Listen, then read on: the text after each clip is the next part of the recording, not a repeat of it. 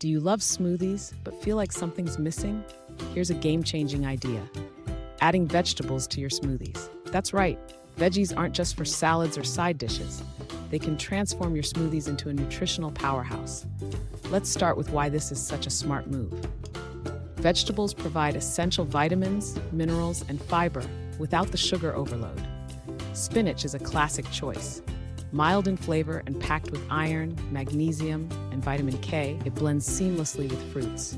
For a creamy texture with zero added flavor, try frozen cauliflower. It's rich in vitamin C and supports digestion. Carrots are another winner. Slightly sweet and loaded with vitamin A, they pair wonderfully with pineapple, orange, and ginger. Looking to experiment further? Try zucchini for its creaminess, beetroot for a vibrant color and antioxidants, or cucumber. Now, to ensure your veggie smoothies are as tasty as they are nutritious, here are some pro tips. So why not give it a try? Adding vegetables to your smoothies is a simple yet powerful way to boost your nutrition.